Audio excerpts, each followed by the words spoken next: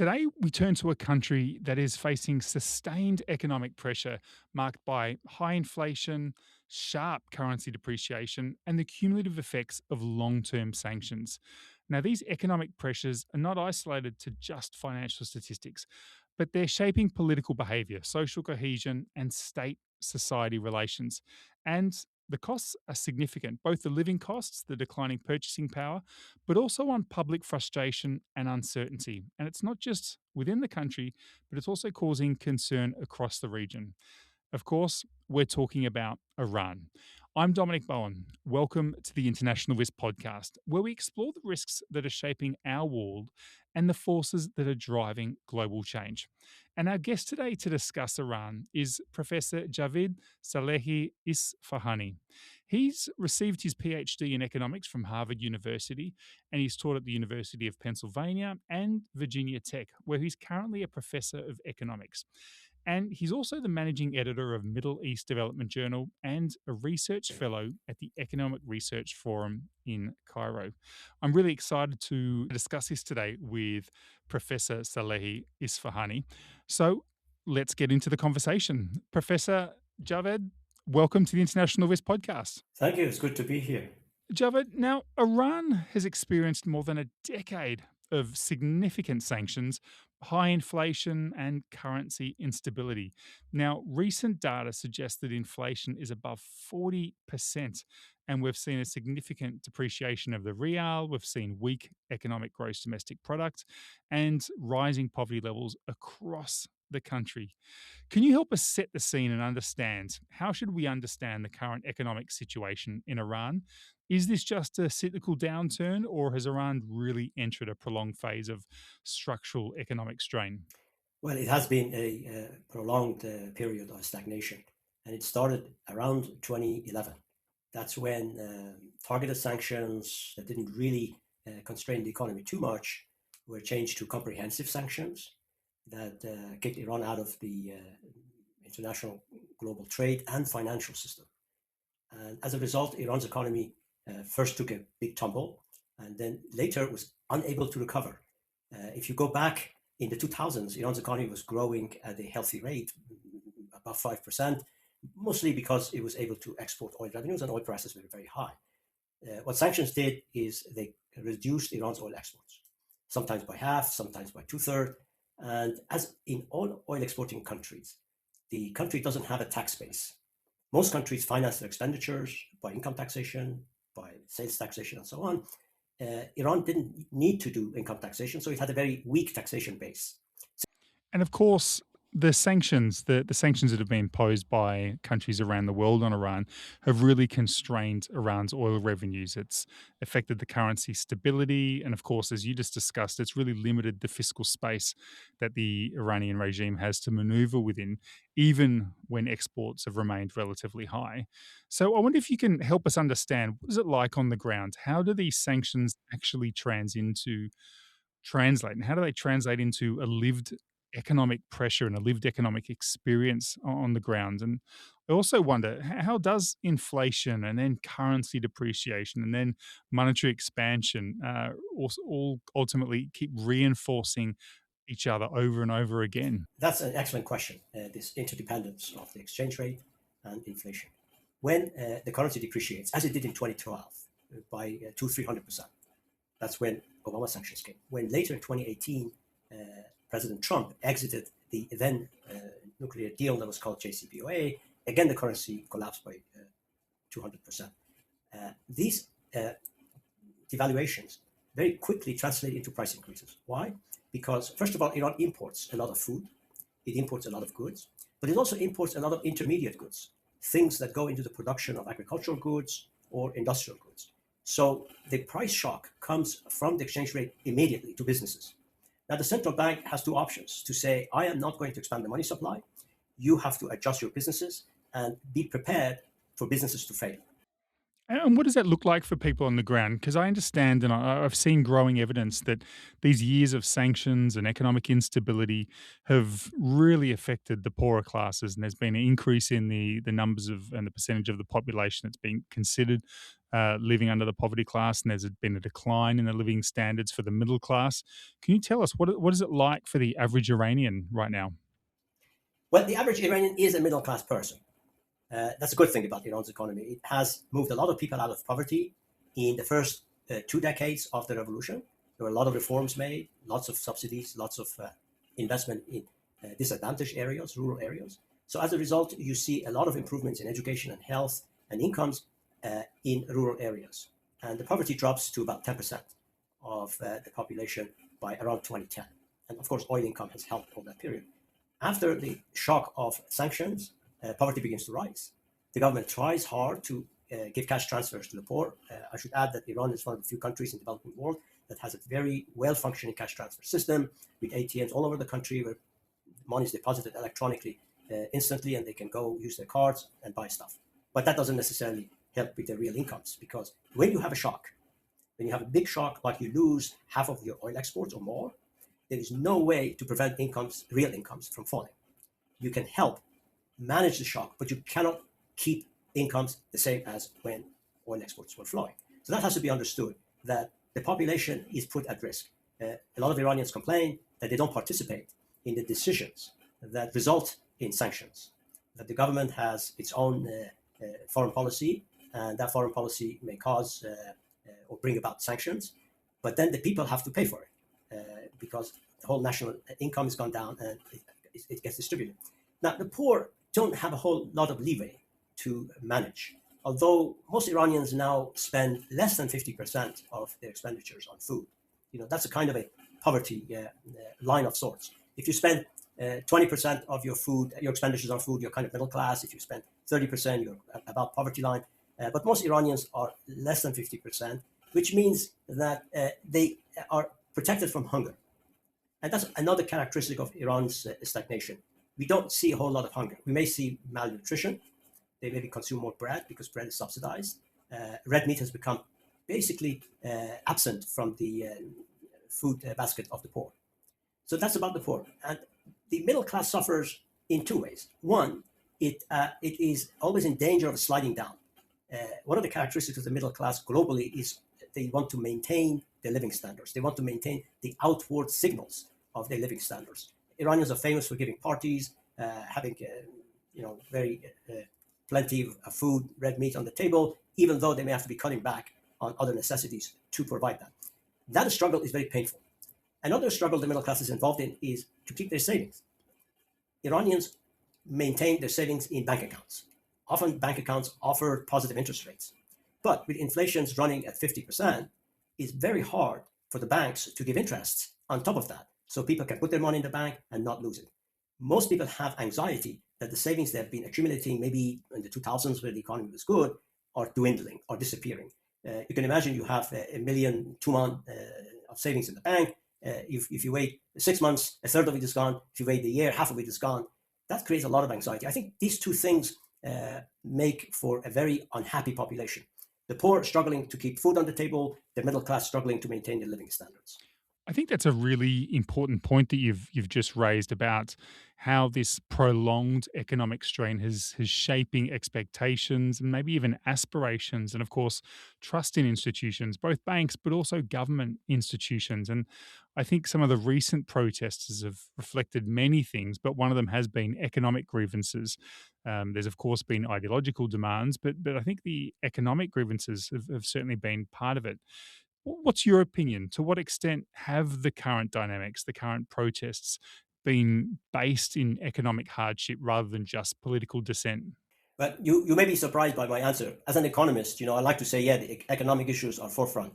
But Iran is a very special country.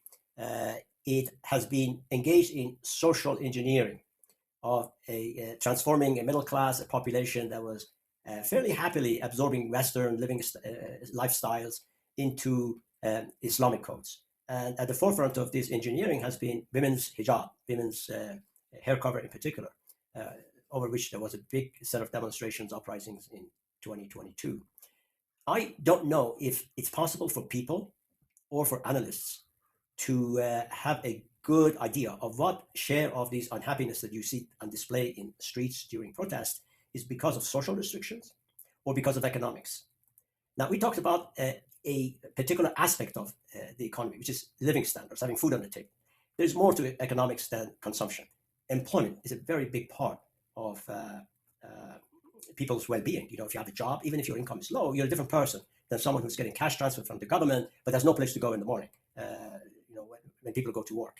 If you go, I've been to Iran. I've seen smaller towns, maybe rural areas. You go to a crossroad, you see 4 or 5 young people standing, talking. This is mid-morning. Instead of being in school or being at work, they're chatting among themselves. And a friend walking with me would say, 3 of these guys look like addicts. So you get there in that small scene. A lot of the pain. I would put lack of hope, which is kind of a forward-looking thing, as equal to the current economic status in terms of the disappointment. When people pack up and leave, sometimes with hardship, to reach European cities or maybe reach Japan or Korea, that tells you life is very, very hard. And it isn't really easily measured in how much food they have or what the inflation is. It is a worldview, an outlook that used to be completely absent when I was a kid. When I went to high school in a fairly small town, I knew that if I studied hard, I could get into university. I knew if I got into university, I would get a job. The job would probably pay for me having a car. A lot of things I imagined, and that actually came true and were true for a lot of people.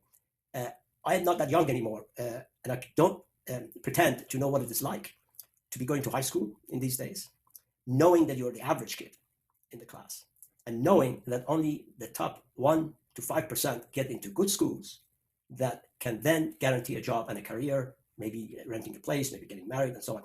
So all the dreams that I had that seemed to be coming true, which made life tough, we studied very hard, married, and so on. So all the dreams that I had that seemed to be coming true, which made life tough, we studied very hard to prepare for these national exams and so on. But it's one thing to know that if you put the effort, you would be rewarded. And then see there's rewarded for a lot of people, and then it was the same thing happened to me. And it's quite another thing to struggle hard to go from a B average, which is basically a lost cause, to B plus, and then knowing that's not good enough, you have to do A, maybe A plus to get a job. This unemployment, long period of unemployment that in other studies that I did at Brookings institutions, we call it waithood. So people talk about adulthood. Well, you become an adult. That's not that difficult. I think if I wanted to summarize the frustration of Iranians with sanctions, with the current economic conditions, I would focus on the youth. They all have parents.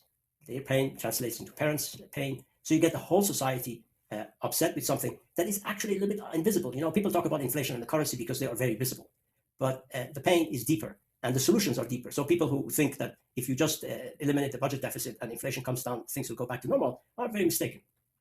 And I'll take this opportunity, Javad, to remind our listeners that the International Whist podcast is also available on YouTube.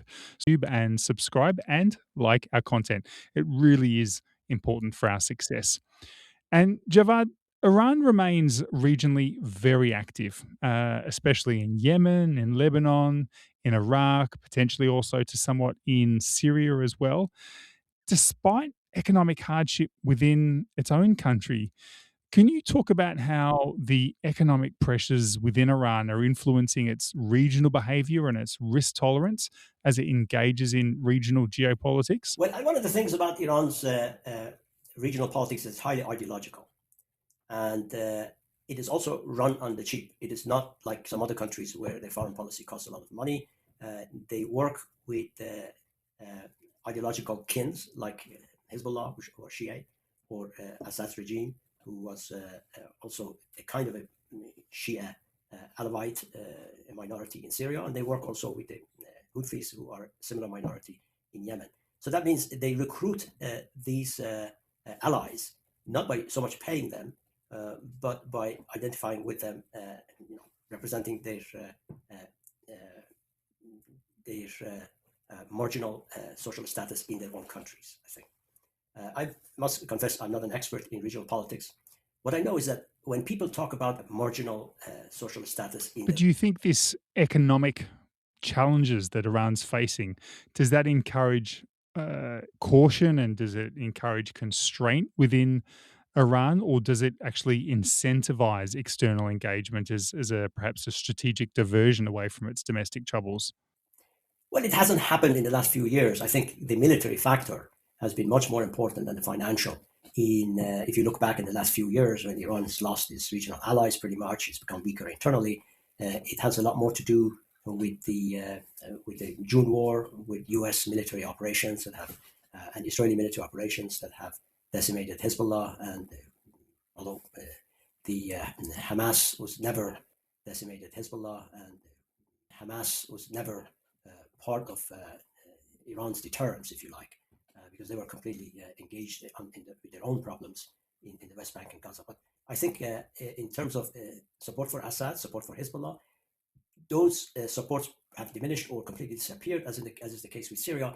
And Iran, in a way, is now free from that part of its engagement. And I don't see that translating into budget relief inside Iran. And I don't see how that has helped the region become more peaceful. And I wonder, when we look at the possible futures that Iran has, I think many of us oscillate between predictions of reform and predictions of collapse. So I wonder, when you look at the economics, what does that tell you about the likely future? Because I think, where I sit today, when I look at the facts, when we look at the security elites from the Iranian Revolutionary Guard Corps, when we look at the intelligence, when we look at the political elite, they still remain quite cohesive. They remain well resourced. And we know that they're willing to use brutal force against their civilian population. We know that the repeated protests back in 2017 and 2019, 2022, and the most recent protests, they've definitely exposed regime weakness and have eroded legitimacy. But they haven't yet produced a unified opposition. They haven't produced a organized group that is likely to take down the current regime. And even external pressures from sanctions, war with Israel, US military posturing at the moment, they've certainly increased the costs for the Iranian regime, but we still haven't seen an actual loosening or a likely collapse of the regime. So, from an economic point of view, do you see continued resilience in Iran, or do you see that it is at the verge of collapsing? Well, economies don't collapse. I often remind people that economies have to do with people getting up in the morning, going to the farm, going to the store, and so on. And they don't stop doing that because the exchange rate has devalued, the prices are rising. And I also remind people that rising prices means the economy is still working very well. People are making money because higher prices are higher income for people who sell stuff. So Iran's economy is still quite vibrant. If you go to Iran, you see very few items that are lacking. You see maybe items you cannot purchase because the price is very high, but the shelves are stocked well. This is in contrast to some other countries like Venezuela, where they practice harsh price controls, so goods will disappear from stores. In Iran, it's been mostly a question of income distribution. Rich people are doing extremely well. There is no difficulty. They can buy anything they want, foreign goods. If you go to Iran, all these very harsh years of sanction, you find finest clothes from Milan on display in shops in luxury malls in Iran. So that's one side of the issue. The economy has shrunk, has stopped growing, and those are hard enough. People expected sanctions to do a lot more, but that was unrealistic. Sanctions have done quite well for themselves. If the purpose was to increase misery in Iran, they have done that. Why that misery hasn't been translated into political divisions and political collapse? And I must admit that politics or political systems do collapse. Unlike economies, there are things that are very fragile, alliances and so on, and all of a sudden they can collapse. And it hasn't in Iran, partly because the regime has a very, if you like, native ideology. It's not an ideology that's imported from abroad like native ideology. It's not an ideology that's imported from abroad like Marxism. Shia Islam is very particular to Iran. It does feel like isolated in the region because the region is mostly composed of Sunni Muslims, Iranians who speak a different language than their neighbors. So, and this government, on top of that, not only represents a nation that is fairly cohesive, it also is organized by a strong ideological commitment to the Islamic Revolution of nearly 5 decades ago. So at the top, I can imagine that these are people who are some of the older guys are battle hardened. Iran fought a bloody war with Iraq, which was supported heavily by Europeans and by the United States. So these people have been through the Iraq, a decade of nearly 8 years of Iraq war with Iraq, and they're not so easy to give up and run away, go somewhere. By the way, there's not a whole lot of places they're welcome to go. People always forget that the regime of the Shah explains, I think, again, I want to emphasize that I'm not a political scientist, but Iranian regime is blessed by its opposition. Iranians don't care much for what Netanyahu has done to Gaza, to Palestinians. They don't consider the United States, who pulled a coup in 1953, who put the Shah in place, who has imposed sanctions, who supported Iraq in the war. They don't hold these two governments with much esteem or sympathy that they might come and help them. I think the more sophisticated Iranians, this is not Iranians you see in Berlin or in Toronto demonstrating. That's a completely different story. I think Iranians who live in Iran are quite aware that if the government collapses, chaos is more likely to ensue. That creates cohesion. That makes the resistance to pressure a lot more effective. No, thanks for explaining that, Javid. And you've obviously worked, and we've talked a little bit about youth unemployment, about waithood, about labour markets, and the allocation of time amongst young unemployed men and women. Of course, development and inequality within Iran, and a little bit within some of the neighbouring states. And of course, the economics of the sanctions and their impact on growth and welfare and inequality within Iran, and how households are adjusting.